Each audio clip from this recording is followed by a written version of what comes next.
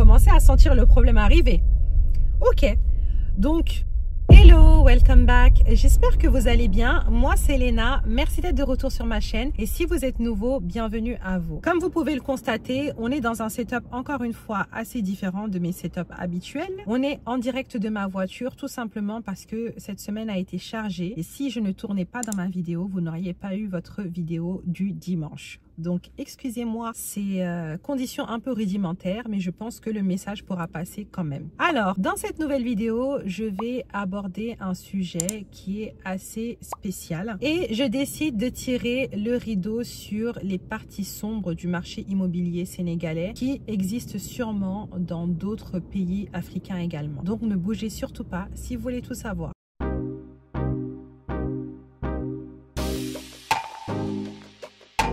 Donc ça fait maintenant un petit moment que j'ai décidé de m'ouvrir un peu plus sur ma chaîne YouTube, notamment en parlant de mes projets immobiliers au Sénégal et de tout ce que je fais sur place. Et pour être tout à fait honnête, c'est un sujet que j'avais hésité à aborder, tout simplement parce que c'est des sujets qui peuvent être assez personnels. Comment tu investis ton argent, le fait que ça soit également au Sénégal, qui est mon pays d'origine, où j'ai vécu pendant des années qui sont assez sentimentales pour moi. Et ça implique beaucoup de choses. Ça va impliquer des finances, c'est des projets de vie quoi. Mais j'ai décidé d'en parler à partir du moment où j'ai compris que je n'étais pas la seule à vivre beaucoup de situations et que le fait de partager, de démocratiser justement l'échange autour de ces sujets-là pouvait nous faire tous avancer et en aider plus d'un ou plus d'une. Et justement, c'est même ce qui m'a mené à créer mon activité, mon business au Sénégal, Léna B Immobilier, autour de cette thématique-là pour justement fiabiliser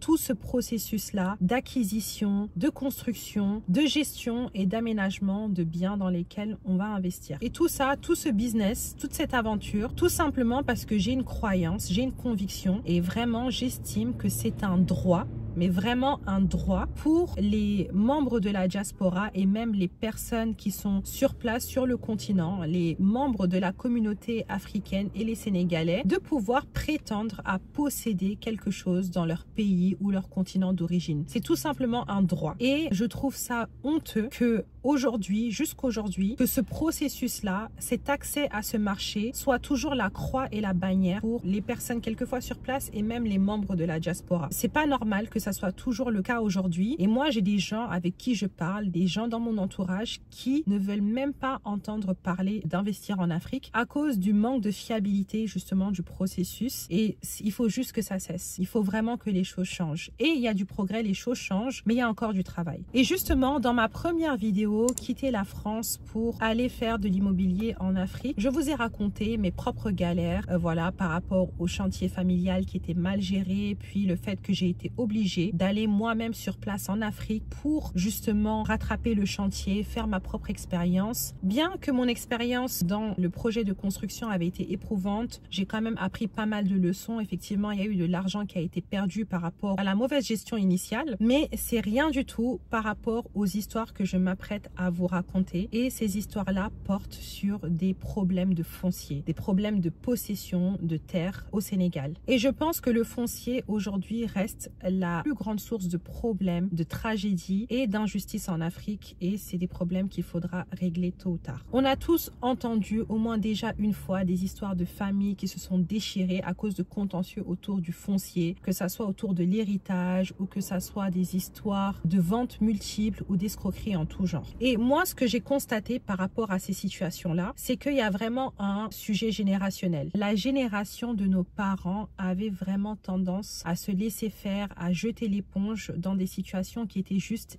inadmissible. Et justement, il y a une histoire parmi ces nombreuses histoires qui m'a vraiment marquée et qui m'a vraiment choquée. Et c'était l'histoire du papa d'une amie qui a tout simplement décidé de ne plus retourner au Sénégal entre les années 80 jusqu'à son décès. C'est-à-dire qu'il est resté en France et il a décidé de ne plus aller dans sa patrie, dans la terre où il a grandi, où se trouve sa famille, à cause d'un contentieux et justement surtout d'une déception qu'il a eue par rapport à l'achat d'un terrain sur lequel il s'est fait escroquer. Je me souviens plus s'il s'est s'agissait d'un proche ami ou d'un membre de sa famille qu'il avait escroqué, mais il avait vraiment eu un coup très dur quand il a justement voulu mettre ses économies pour investir dans un terrain et qu'il a réalisé que voilà, on l'avait escroqué. Il a continué à envoyer sa femme et ses enfants en vacances. Par contre, lui, il a décidé de ne plus remettre les pieds au Sénégal jusqu'à ce qu'il décède. Et en fait, c'est une histoire qui m'a brisé le cœur parce que ce monsieur portait une si forte déception et une honte qui ne lui appartenait pas, parce que c'est pas lui qui a fait l'escroquerie, qui a fait en fait la mauvaise action, mais à cause de cette déception-là, il n'est plus retourné au Sénégal. Et je suis sûre qu'il y a des milliers et des milliers d'histoires de ce genre-là. Moi-même, mes propres parents ont eu à céder des terrains sur lesquels ils étaient en contentieux, bien qu'ils avaient raison, bien que c'était les propriétaires légitimes, mais ils ont laissé tomber parce qu'ils étaient fatigués et surtout parce que le système derrière ne les soutenait pas. Et c'est réellement ce genre de situation que je combats, ce genre de situations qui aujourd'hui sont carrément banalisées dans nos pays, où on arrive au stade de perdre de l'argent, de perdre des investissements, des projets de vie, parce que le système n'est pas régulier, le système n'est pas régulé. Et c'est quelque chose qui n'est pas normal, ça doit absolument cesser. Et en matière de contentieux autour du foncier, il y en a de toutes sortes. Je les catégoriserai en 3 types. Donc le premier, je dirais que c'est les contentieux intracommunautaires entre civils sénégalais. Ça peut être au sein même d'une famille à cause de problèmes d'héritage, entre frères et sœurs, oncles, etc. Ça peut être entre 2 familles ou 2 personnes qui n'ont pas de lien de famille, mais par exemple qui pensent avoir acheté le même terrain parce qu'une personne leur a vendu le même terrain. Et ça, c'est un incident qui est très très commun au Sénégal, parce que les gens veulent se faire de l'argent et vendent leur terrain à plusieurs personnes qui ne prennent pas le temps ou qui ne sont pas en mesure de vérifier que ce sont les personnes qui sont propriétaires. La deuxième catégorie, on a justement les contentieux entre toujours des civils, mais des personnes sénégalaises, donc d'origine sénégalaise, et des personnes d'autres communautés, d'autres diasporas qui sont, on va dire, entre guillemets, assez puissantes, que ce soit des personnes européennes qui ont plus d'argent, plus de moyens financiers, et on sait comment ça finit généralement. Et la troisième catégorie, je dirais que c'est les contentieux entre civils et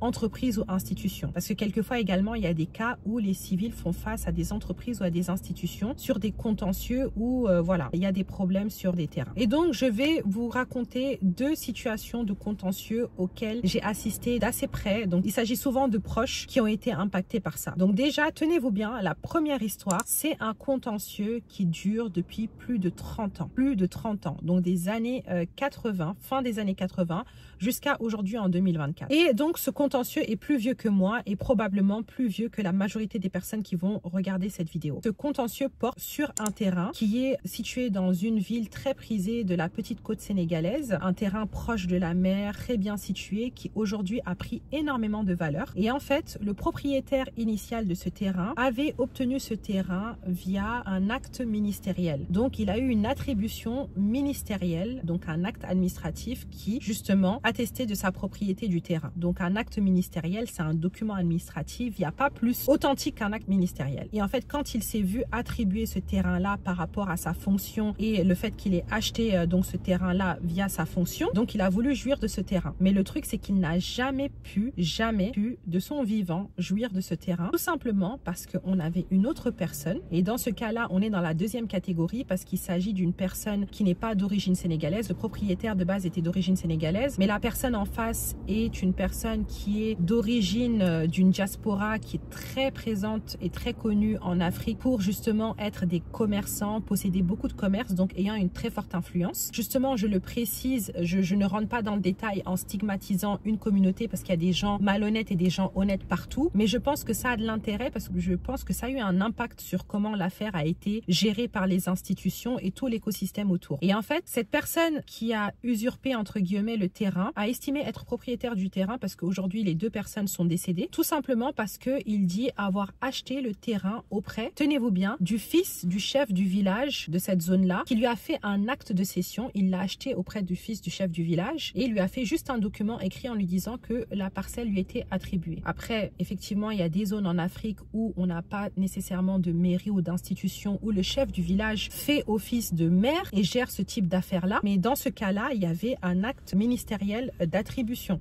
Donc, il n'y avait pas photo entre les 2 documents. Surtout qu'il faut savoir que le fils du chef de village a pu abuser justement de sa position en tant que fils du chef du village pour faire des escroqueries, pour se faire de l'argent, vendre des terrains. Quelle est son autorité en tant que fils du chef du village pour vendre un terrain? En tout cas, la personne qui a usurpé le terrain a estimé que c'était suffisant pour aller se pointer sur le terrain, construire sur sur le terrain, faire ses rattachements à l'eau, etc., se poser et rester là. Et donc du coup, ça a suivi son cours. La justice a été saisie donc fin des années 80 et dès le début des années 90, je pense que c'était vers les années 1995, évidemment, toute personne qui a du bon sens va voir que clairement, il n'y a pas photo. Les deux documents ont deux poids différents. Eh bien, la justice a pris sa décision en faveur de la personne qui avait son acte d'attribution ministérielle et a dit que justement, la personne qui a usurpé le terrain et a construit dessus devait quitter manu militari le terrain et la maison qu'il a construit parce qu'il n'était sans droit ni titre sur ce terrain-là. Voilà l'histoire. Assez simple, hein. Normalement, dans un pays comme en France, ça se règle très vite, hein. Généralement, il n'y a même pas besoin d'aller en justice, hein, parce que voilà, en tout cas, tenez-vous bien, la personne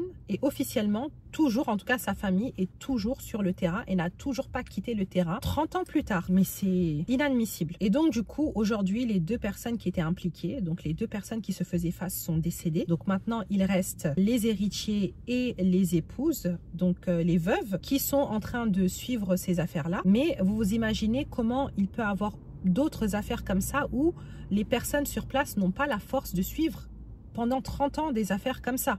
Mais moi, la question que je me pose, c'est qu'est-ce qui justifie ça? Qu'est-ce qui donne à une personne l'audace de ne pas respecter des décisions de justice et de rester sur un terrain 30 ans après? C'est quand même incroyable. Et en fait, ça en dit long sur la complaisance du système autour, qu'il s'agisse des mairies, des avocats, des huissiers, des gendarmeries, qui ont en quelque sorte fermé les yeux sur cette situation-là. Parce que la famille de la victime a parlé jusqu'à son décès et la famille a continué. Et jusqu'aujourd'hui, 30 ans après, ça continue. Et moi, la personne donc proche de moi qui fait partie de cette famille-là, suit cette affaire depuis 10 ans. Et depuis 10 ans, on lui dit, c'est fini, la personne a fait tous les recours, elle est partie jusqu'à la cour de cassation, la cour d'appel, elle n'a plus de recours, mais la personne n'a toujours pas quitté le terrain. Donc là, ils sont en phase d'expulsion, l'expulsion pure et dure, mais même l'expulsion est difficile. Et pourtant, cette famille-là est au courant depuis des années qu'elle n'a pas le droit d'être là. Et chacun en fait à sa tête. Et c'est juste inadmissible. Et je me dis que comment se mesure ce type de dommage? Comment se mesure ce type de préjudice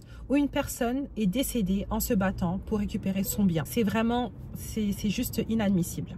Donc on va passer à la deuxième histoire. Donc la deuxième histoire, il s'agit là d'un contentieux entre un civil et une institution, donc une mairie. Et donc là, il s'agit donc d'un incident dont a été victime un client à moi avec qui je travaille. Et c'est un projet sur lequel j'interviens où le propriétaire a acheté un terrain il y a de ça 5 ans en bonne et due forme dans une petite ville aussi sur la côte, pas très loin de Dakar, la côte sénégalaise. Et donc du coup, il a acheté en bonne et due forme le terrain auprès de l'ancien propriétaire qui est originaire de cette petite ville là, donc une petite ville où tout le monde se connaît. Le terrain en question, c'était une parcelle de 300 mètres carrés. Donc ils ont fait les démarches, la cession, ils sont partis auprès de la mairie, ils ont fait le nécessaire, ils ont acté la vente. Et donc après ça, mon client a fait toutes ces démarches, il a fait les demandes d'autorisation, il a économisé son argent pour pouvoir construire parce qu'il avait vraiment l'envie de construire quelque chose parce que c'est un membre de la diaspora. Pour retourner au Sénégal, il avait de beaux projets, il a toujours de beaux projets pour son retour au Sénégal quoi. Et je trouve que c'est des choses à féliciter. Mais ce qu'il s'est passé, c'est que entre-temps, entre l'acquisition de ce terrain de 300 mètres carrés et le début de la construction, il y a du temps qui est passé et il y a eu un changement de maire et d'équipe municipale dans cette petite ville en question. Et la nouvelle équipe municipale au pouvoir, qui se sentait bien, a donc décidé de revoir tous les terrains sur place et de revoir les lotissements dans cette zone où il y avait le terrain de mon client. Et donc ce qui s'est passé, c'est qu'ils ont vraiment revu les plans, ils ont revu les lotissements et ils ont pris la décision de couper les terrains en deux dans leur nouveau plan, dans leur lotissement avec leur numéro de lot. Donc jusque là encore, bon, ça va. Pour les maisons déjà construites, ils ont laissé tel quel parce qu'ils peuvent rien faire pour une maison construite. Mais les terrains qui n'étaient pas encore construits, clôturés, etc., ils ont décidé de les couper en deux. Sur un terrain de 300 mètres carrés, ils ont créé des lots de 150-150. Et ce qu'ils ont fait, quand ils ont réattribué les terrains aux personnes propriétaires, ils ont décidé de n'attribuer que une des deux parcelles sur la surface de base. Vous commencez à sentir le problème arriver. Ok. Donc, mon client n'était pas au courant, il était à l'extérieur. Pour lui, il a tous ses documents, etc. Et donc, on fait tous nos plans, on met en place le projet de construction et on démarre notre chantier. Et lorsqu'on démarre le chantier, un jour comme ça, on a tous les documents sur le chantier. Un agent municipal qui roule des mécaniques arrive comme ça sur le chantier et commence à créer des problèmes, dit au chef de chantier, vous êtes en train de construire sur une parcelle dont vous n'avez pas l'autorisation, vous n'êtes pas autorisé à construire ici parce que la personne n'a que 150 mètres carrés et vous construisez sur une parcelle qui ne vous appartient pas. On est là, what?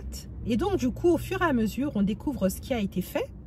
Et limite, le gars nous menace en fait. Il nous menace d'appeler la DESCOS. La DESCOS étant l'autorité qui régule justement tout ce qui est chantier, si c'est aux normes, s'il y a les documents, etc. Donc c'est une entité, heureusement qu'elle existe. Mais là, on a été menacé alors qu'on savait qu'on était en droit. Mais avec mon accompagnement, le chef de chantier, on a échangé. Et vous imaginez la panique d'une personne qui est à distance, qui a investi, qui n'a volé personne, qui a un projet, qui a plein de bonnes intentions pour son retour au pays et on lui fait ça.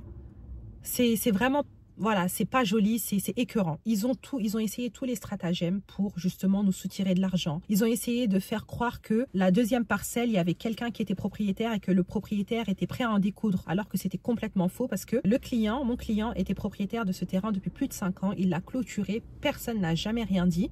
Et il était en contact avec le voisinage, quoi. Et donc, du coup, on a tenu bon, on a fait des confrontations et la chance qu'on a eue, c'est que l'ancien propriétaire qui a vendu le terrain était toujours là et qu'il a pu témoigner. On a pu aller directement justement au commissariat parce qu'effectivement ils nous ont ramenés au commissariat parce qu'au Sénégal, on vous ramène au commissariat parce que tout le monde a peur de la police, tout le monde a peur de se faire locked up, enfermé. Et généralement c'est les personnes qui sont même en tort qui te menacent d'aller à la police. Mais voilà, on est parti avec l'ancien propriétaire qui a sorti ses justificatifs, qui connaît très bien la ville, qui est un ancien de la ville, qui connaît tout le monde. Et à ce moment-là, la personne s'est rétractée en fait, l'agent municipal s'est rétracté. Il est parti voir le maire et ils ont compris que en fait ils n'avaient pas affaire à un bleu en fait. Et donc du coup là les choses sont en train d'être régularisées, mais c'est vous dire à quel point en fait on peut faire tout et n'importe quoi au Sénégal. On peut utiliser des institutions, on peut utiliser des documents, des nouveaux plans qui n'ont aucune légitimité pour remettre en question les choses. Donc imaginez si on avait flanché, combien d'argent on nous aurait soutiré et dans quelle situation on nous aurait mis. C'est pour ça que c'est très important de faire attention, c'est très important de prendre du recul, d'essayer de faire tout certifier, tout notarié. Mais même dans ce cas-là, on peut tomber sur des gens qui vont essayer de faire des choses, des stratagèmes. Et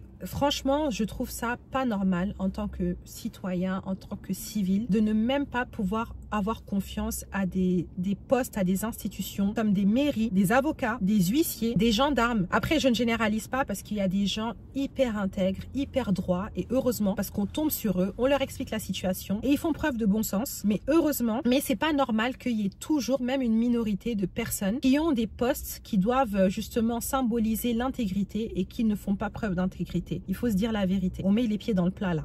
Mais bon, comme je vous ai dit, les choses évoluent. Voilà, à travers mon business et le fait que je sois de plus en plus au Sénégal et même le fait qu'il y ait des nouveaux acteurs qui s'impliquent comme moi, comme d'autres personnes. En fait, il y a, on va dire, des lueurs d'espoir, il y a des choses qui se font, il y a de l'évolution.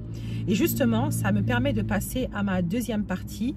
C'est justement de parler avec vous un peu des perspectives d'évolution qu'il y a et le fait qu'il y a réellement un shift dans la façon dont les gens voient les choses. Il y a un shift dans le système, il y a un changement qui donne de l'espoir pour le futur. Donc déjà, pour moi, la première chose qui donne espoir, c'est le fait qu'il y a un changement dans les mentalités des gens en société en général. Il y a vraiment un désir de se détacher de la façon dont nos parents voyaient les choses, de l'ancienne génération. Forte de l'expérience de nos parents et de tout ce que nos parents ont échangé avec nous, leurs regrets, leurs traumas, en fait, la nouvelle génération, elle est beaucoup plus pugnace. Comme le justifie un peu la situation qu'on a eue en amont. Et on est une nouvelle génération qui assume le fait d'avoir des hauts standards et d'avoir des exigences. Tout simplement parce qu'on est hyper connecté, on a accès à énormément d'informations, on sait comment les choses se passent dans d'autres pays du monde, que ça soit dans les pays qui étaient émergents comme le Brésil, l'Asie, l'Europe. Et on se dit, si ça marche dans d'autres pays, pourquoi ça ne marcherait pas dans notre pays? Et on exige que notre pays évolue et que notre pays catch up en fait et se mette au même standard. Également, il y a un autre aspect, c'est le fait que notre seuil de tolérance est beaucoup plus réduit que celui de nos parents. C'est-à-dire qu'on n'a pas la même patience, on va pas tolérer les mêmes choses, on va pas accepter les mêmes choses. Et ça, je trouve que c'est un avancement et c'est une chose positive. Parce que c'est vrai qu'on ne peut pas subir des injustices et rester de marbre. Il y a également une forte dynamique créative, entrepreneuriale de la jeunesse africaine et de la diaspora. Il y a vraiment, je pense, un pont qui se crée entre les deux et qui permet justement de collaborer ensemble. Moi, je suis membre de la diaspora avec un pied très très fort en Afrique, mais mes collaborateurs sont en Afrique, sont des jeunes entrepreneurs, sont des designers, sont des architectes, des ingénieurs qui sont vraiment open à travailler, à s'ouvrir dans le monde, à collaborer. Ils sont pas butés ou vraiment dans leur position. Il y a vraiment cette ouverture-là qui est très très encourageante. Donc vraiment, je sens un fort dynamisme de ce côté-là. Il y a aussi une chose qui, à la décharge de nos parents, qui n'existait pas à leur époque, c'est qu'avec la digitalisation, on a beaucoup plus de moyens de contrôle par rapport à eux. Déjà que ça soit au niveau du contrôle des transactions financières. Aujourd'hui, on peut faire des envois via des banques en ligne, on peut traquer nos envois. Donc s'il y a un incident, s'il y a une escroquerie, on peut justement justifier d'avoir fait une transaction financière, ce qui n'était pas le cas des parents. Les parents, généralement, ils donnaient du cash et quand ils donnaient du cash, c'était vraiment un acte de « ok, je te fais confiance, je te donne du cash ». Et le risque qui était pris, il était beaucoup plus grand que le risque qu'on prend aujourd'hui parce que, à la limite, aujourd'hui, on a une manière de prouver, de dénoncer que nos parents n'avaient pas. Et c'est vrai que moi, par exemple, la quantité de business que je gère à distance, c'est grâce aux outils digitaux que je suis en mesure de contrôler le fait que les transactions sont sécurisées, que les choses sont digitalisées. Et également, le dernier point par rapport au changement de mentalité de la société, c'est qu'on a moins peur de dénoncer. Ça, c'est vrai que c'est quelque chose qui était très délicat. Le changement des mentalités, les gens ont de moins en moins peur de dénoncer, de dire, de mettre le pied dans le plat et de dire que ça va pas le système, qu'ils n'acceptent pas. Et ça, c'est des choses que nos parents ne faisaient pas. Ils gardaient dans leur cœur les problèmes qu'ils avaient et ils avançaient, ils persévéraient. Et la nouvelle génération, elle dénonce. Elle dit que ça va pas, elle dit qu'elle a des standards, elle dit qu'elle veut des choses différentes, elle dit quand justement il y a des irrégularités et ça me permet de faire le pont aussi avec nos institutions et le monde politique. Comme vous avez pu le voir aussi, il y a de l'espoir et il y a des changements politiques qui s'opèrent au Sénégal et plus largement en Afrique avec justement des nouveaux dirigeants qui disent stop. Et justement ça, l'exemple parfait, c'est l'arrivée au pouvoir du camp